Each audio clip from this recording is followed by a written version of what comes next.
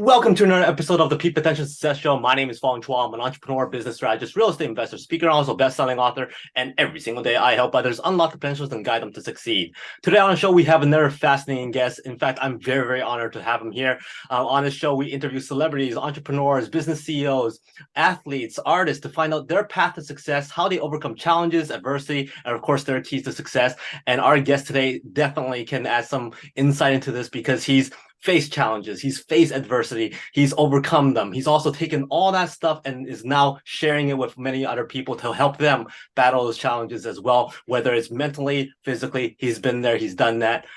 He's a 26-year Army vet. He's been in live combat zones for 18 months. He has over 30 plus years of internal medicine, and he's a national veterans wrestling champion. So wow, that's absolutely incredible. I've had the privilege and honor to share the virtual stage with him as well recently. And when I heard him speak, his storytelling is absolutely amazing. His passion, his energy, the way he expresses the message that he expresses is so important, and it's something I think is very lost in today's society. So I'm very excited to have him here. So please welcome author, TEDx speaker, Dr. Donald Skip Mondragon. Thank you, Fong. I'm delighted to be here with you this morning, or I should say this afternoon, I guess. Well, first of all, thank you very much. It's an honor to have you here. It's not every day I could speak with somebody who has that type of credentials, and the stuff that you do today is absolutely amazing. So let's kind of do a deep dive. How did you become this amazing speaker and the speaker that you are today about depression, mental illness, and all that kind of stuff?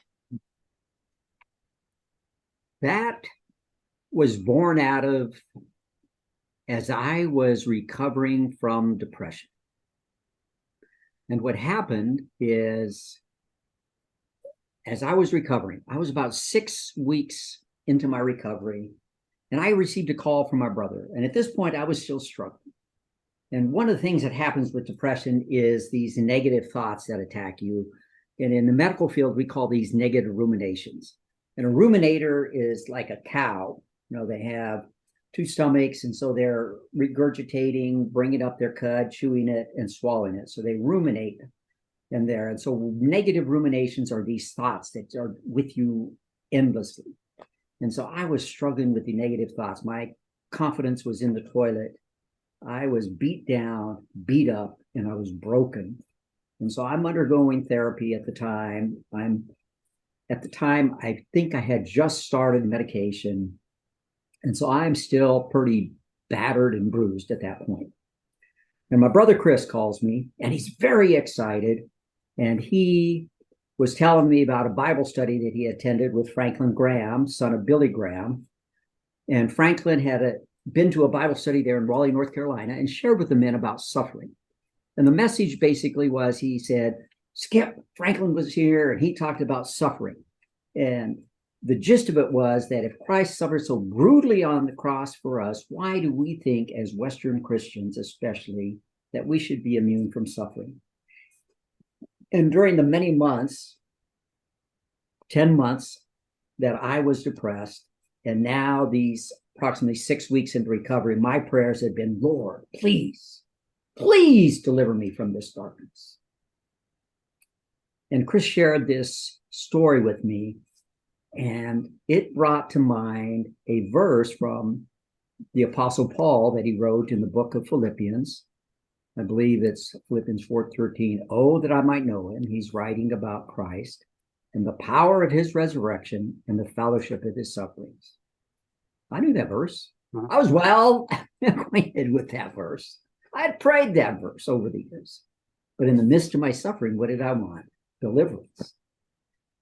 And so after my brother shared with me, I began to ponder that.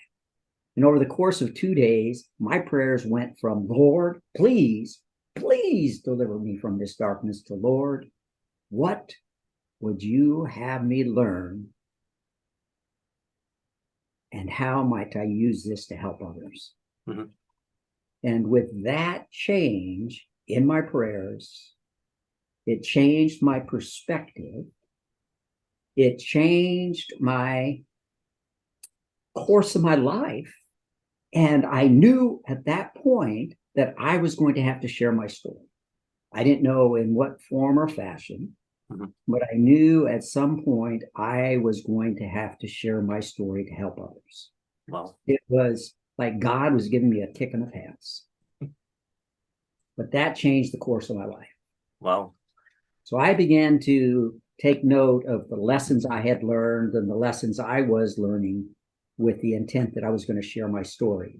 And the first time I shared my story publicly was with the staff at large at Eisenhower Army Medical Center in Augusta, Georgia.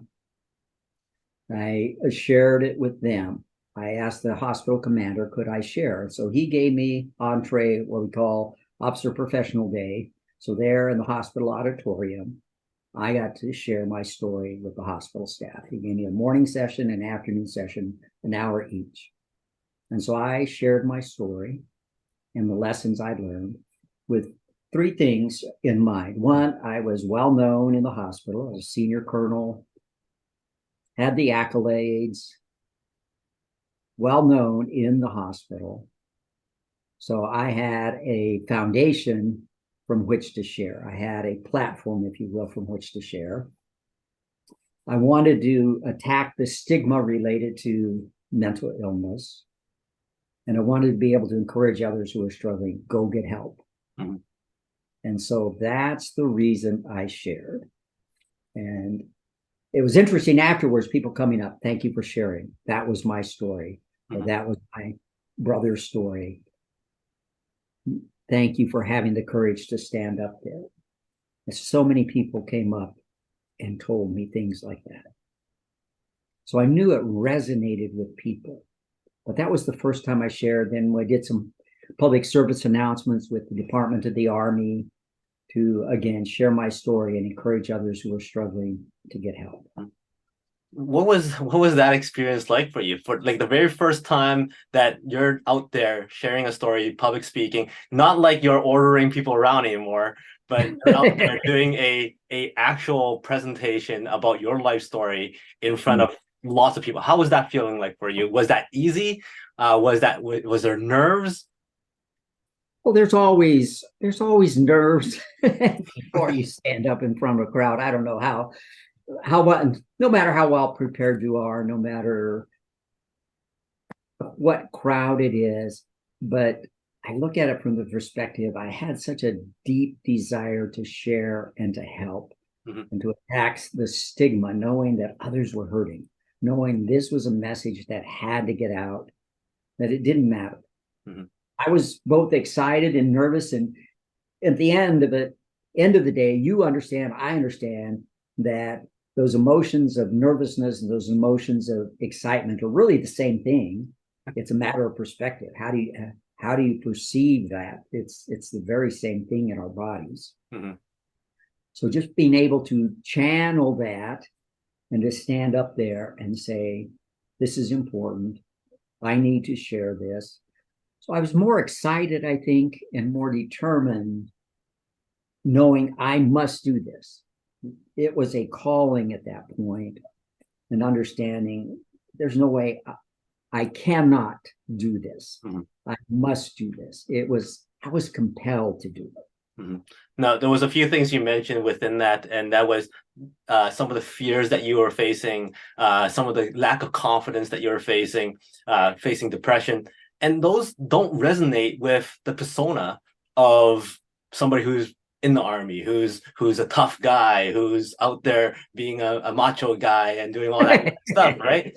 No, so not at all. And that's the stigma you're alluding to. Can you explain more about that? Sure. How often do you see that going around? What is that general myth? Yeah, I call it the tough guy. That I'm a tough guy.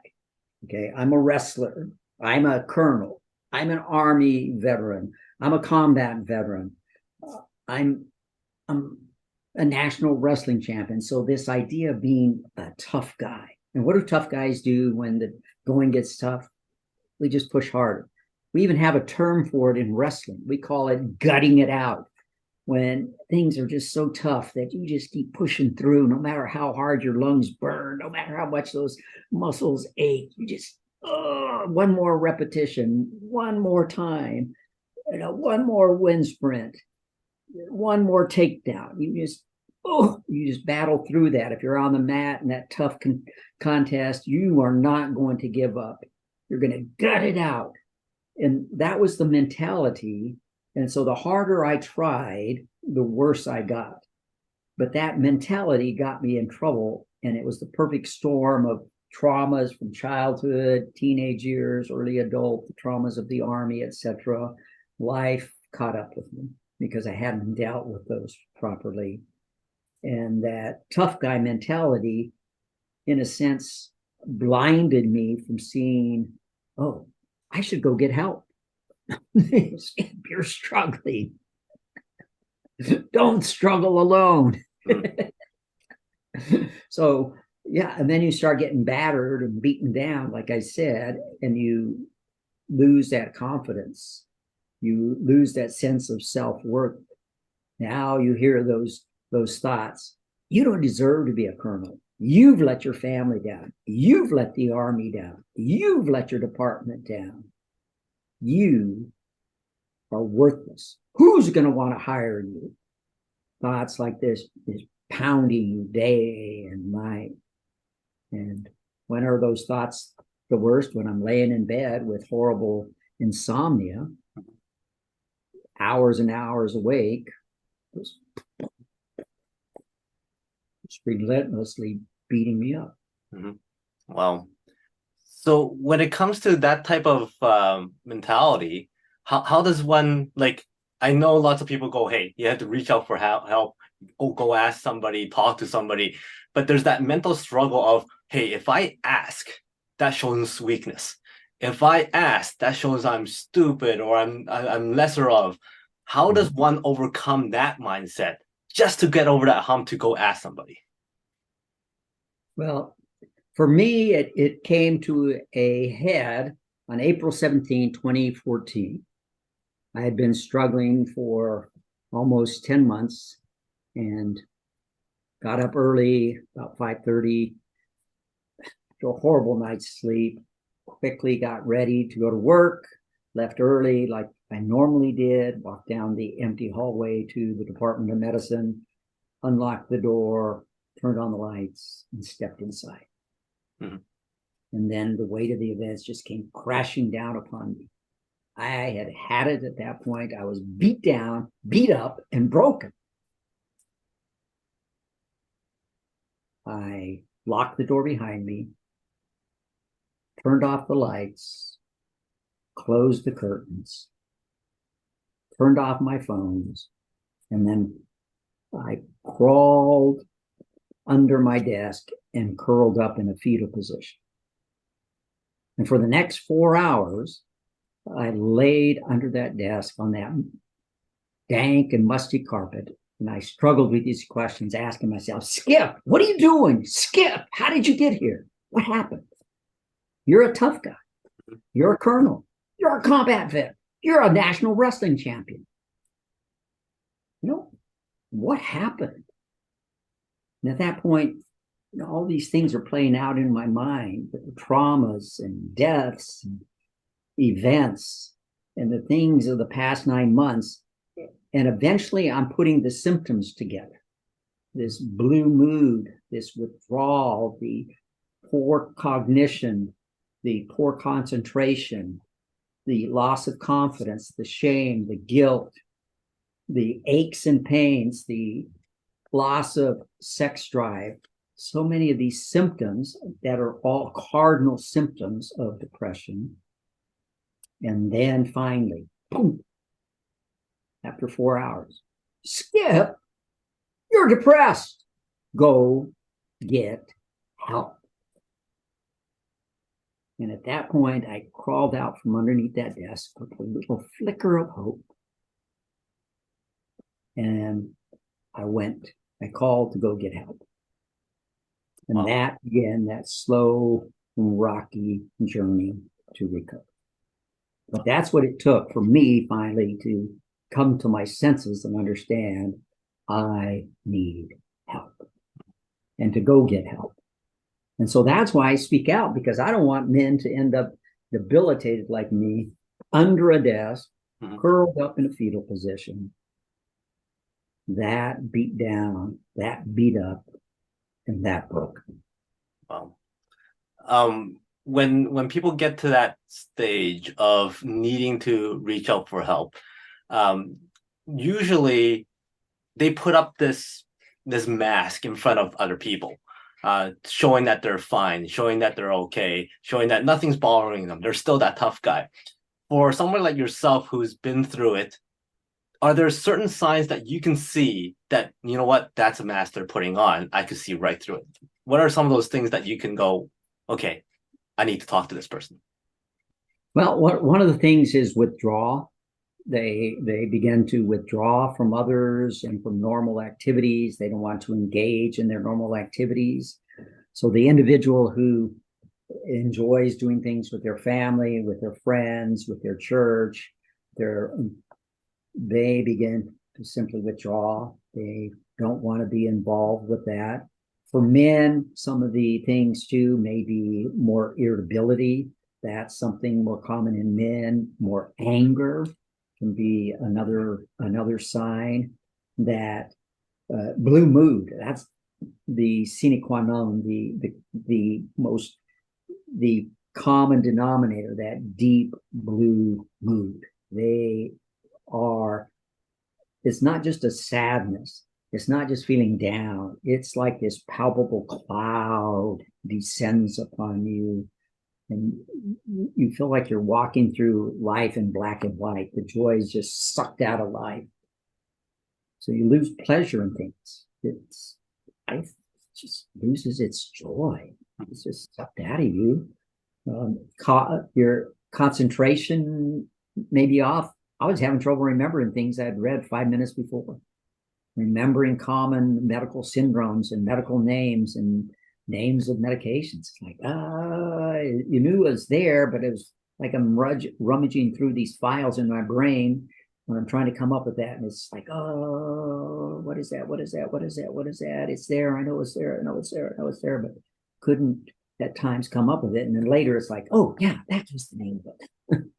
But feeling like a fool when I'm trying to come up with it and talking with somebody and couldn't immediately pull that up. So that cognition is off. The shame, the guilt, they may be talking morbidly. Just everything is bad. Everything is gloomy. There's just no hope.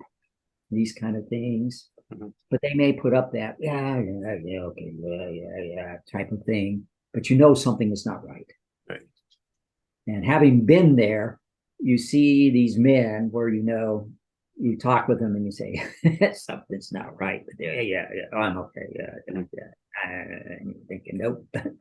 He protested too much. And so you know something's not right. But men are proud. Men don't want to admit that they're struggling. They feel that it's a weakness. There must be something intrinsically wrong with me. I must be less than a man if I admit I'm struggling. Especially tough guys, men with athletic backgrounds, men who have been in the military or are in the military, men who gravitate towards police and firefighters, so first responders. These are tough guys. These are people who are used to hard charging, being in control, alpha types. And so this idea of admitting I'm struggling, we gravitate towards these things because, we're tough. We like this. Yeah. So to admit I need help is hard. Right. Plus, we're not raised that way to admit. We haven't seen role models that show us how to admit, how to express those emotions.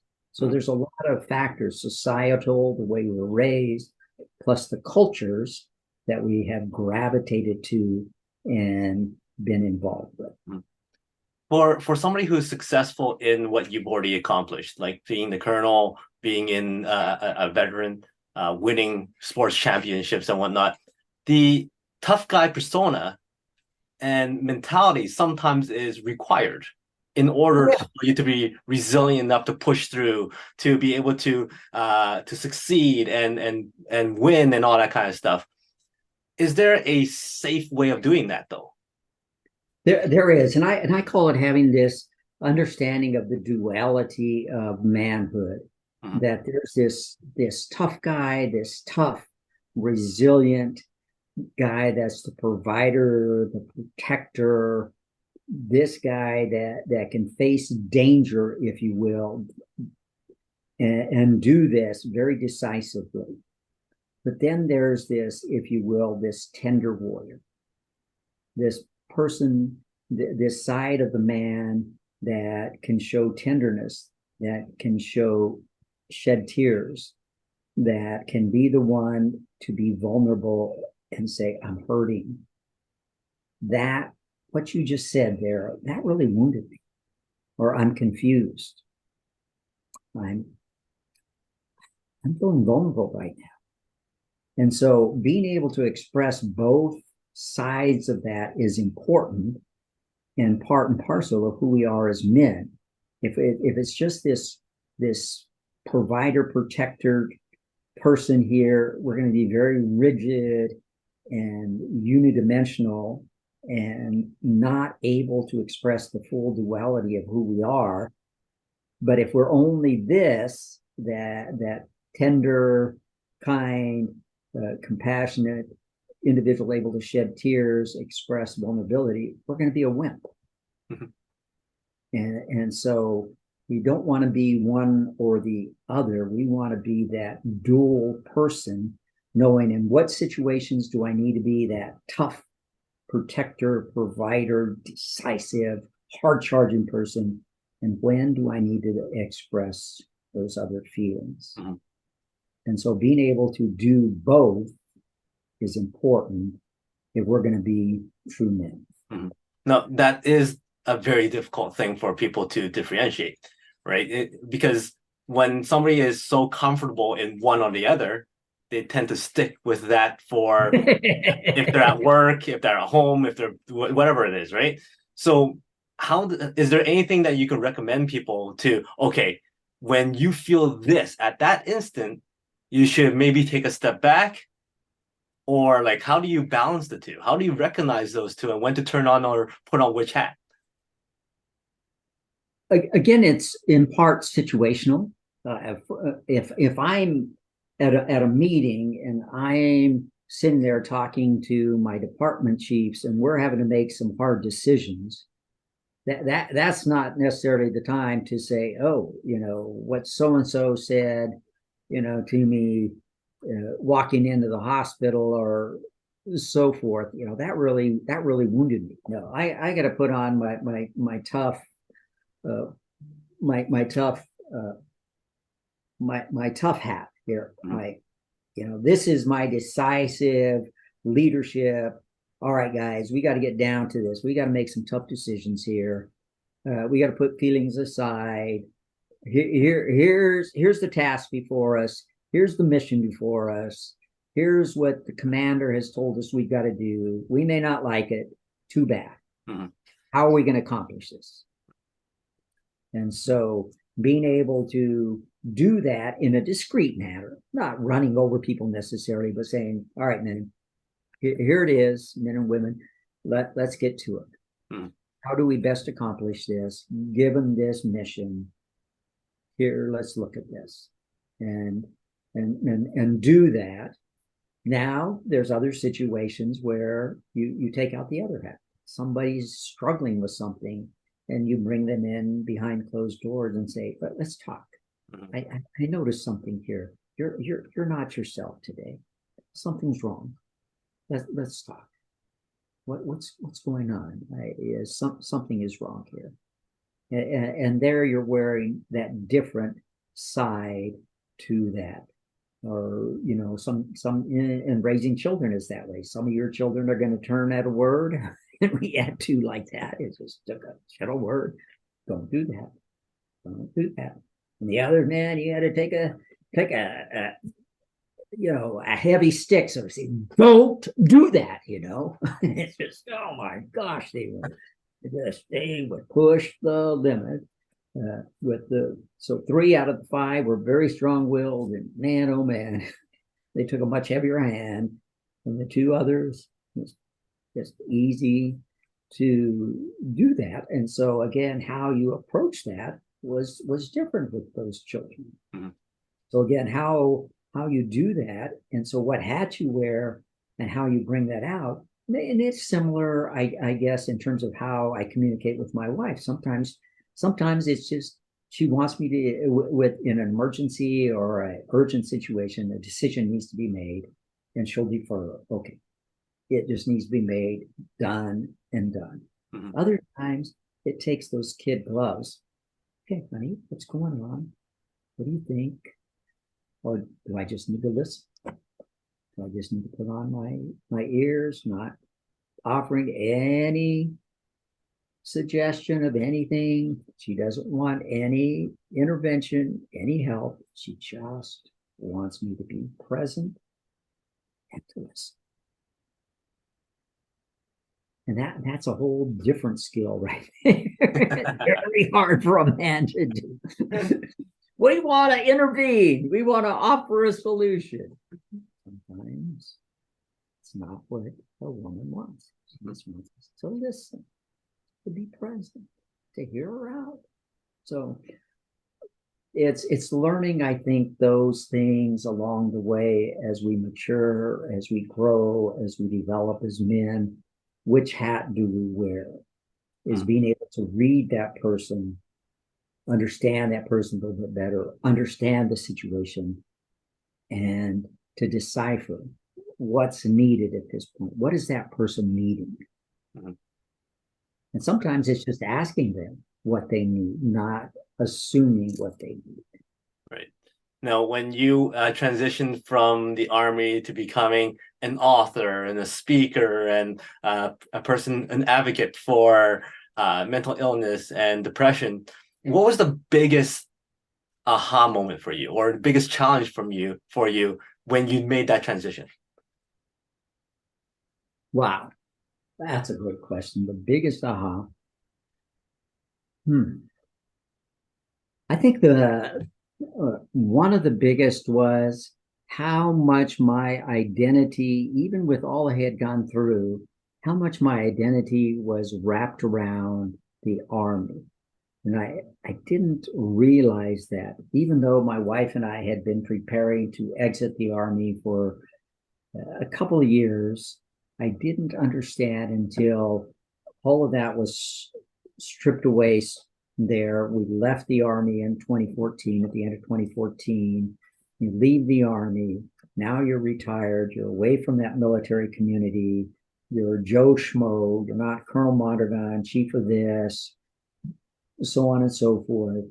You are Dr. Mondragon. At that point, I wasn't employed. I didn't have my Texas State medical license due to a variety of reasons yet, largely the depression that just threw everything out of kilter in terms of plans and so forth.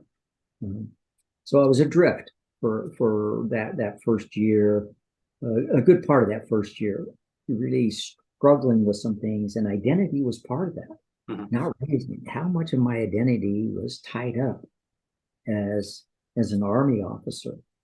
And for me, that was a great lesson to understand what I do should not be central to who I am, but rather an offshoot of who I am. Wow. And I would espouse that, but I didn't really understand that, oh no, that was really so much of what I took my identity in. And when we left the Army, it was a lot of a struggle for both of us leaving that Army culture. Mm-hmm. Well, now during your career in the Army, your period of time where you became that national veterans wrestling champion, and then now your stage of being a speaker, can you pinpoint a specific lesson or advice from somebody in each area that you go, wow, that changed by the trajectory here, here, and here?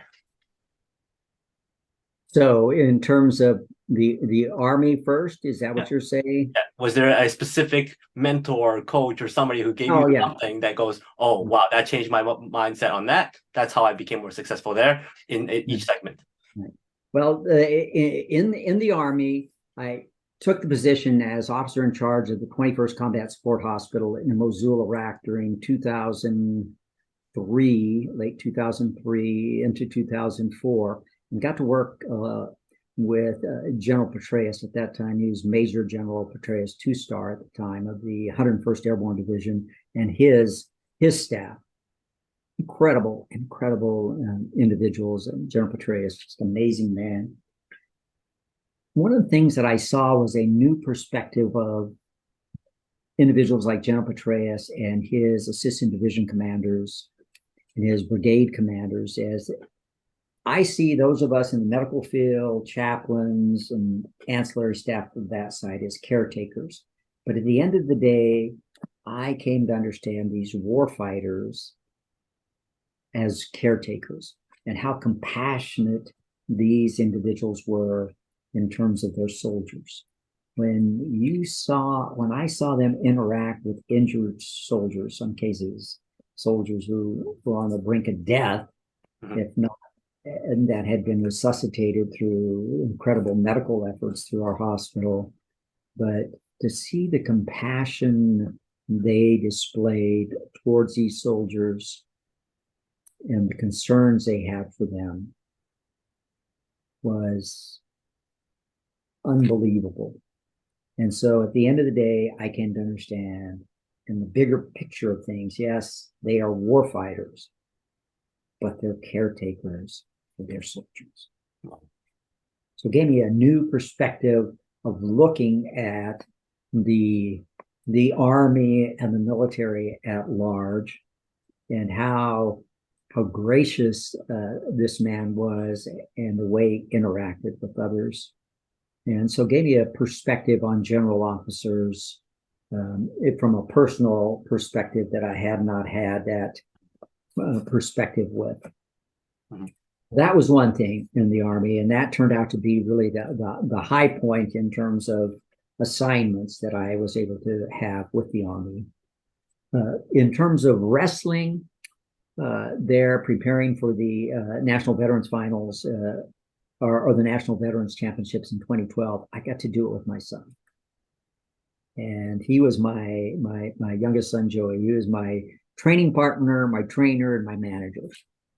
And so the sacrifices day in and day out, and the consistency that it required, and you understand that to accomplish a goal of any magnitude requires a lot of sacrifice, day in and day consistency. But you have to embrace, we call it embrace the suck, but you have to enjoy the journey. Right. And as difficult as it was difficult, I enjoyed it. And I enjoyed doing it with my son. It was so special that I got to do this with my son. And so, yeah, it was hard. It was very hard. It required diligence and denial of a lot of other things, exclusion. I shouldn't say denial, but exclusion of a lot of other things to focus on that. But it was fun. It was fun doing it. And it was something I had been wanting to do for a period of years, but had not had the opportunity to train with somebody so that I could do that. So I enjoyed the journey. And so when you're looking to accomplish something that's difficult, you've got to find a way to enjoy that journey. Because a difficult journey, if you're not enjoying it, it's very hard to stick with it. Right. Then the other that you asked about is with speaking. And I think the biggest aha there is it's not about you. It's never about you. It's about who's on that other end of the microphone, who's on the other end of the camera, who's in the audience. It's all about them. Mm-hmm. What is the message going to do for them? How is it going to impact them? How is it going to change their life? It's not about me. And so if I get all wrapped up about me, how am I going to come across? How am I going to appear before them? Am I going to stumble and fumble? What are they going to think about me? I'm already way behind the 8 ball. But if it's, how am I going to help them? How am I going to bring a message that helps transform their lives, that helps them in a place where they may be struggling? And if I can keep that in mind, each and every time I stand before a crowd or stand on camera and share, then it becomes a lot easier, because it's not about me. It's about them. Right. And that's the same thing when you write a book. It's not about you. It's about the people that are going to read this book, and how is it going to transform their lives? What is it going to do for them? It's not about having my name in print. What is it going to do to change the life of the reader? Very, very powerful stuff. Now, our time has gone by very, very fast. It's fascinating just listening to you speak. But when it comes to one message, we put you back on the world stage and you want to spread one message for everybody to remember Skip for. I still can't get used to calling you Skip. It feels so disrespectful. But you keep on introducing yourself as Skip. I'm like, man, this guy's a doctor. He's a colonel. I'm just calling him Skip. But anyway, one message for everybody to remember you for. What would that one message be? I end my Facebook's Live with these words: be kind to yourself and be kind to others. That we live in a world where there's so much FOMO and so much comparison that we beat ourselves up a lot. Mm-hmm. That self-care is not selfish. So be kind to yourself and be kind to others. Awesome stuff. Very simple and straight to the point.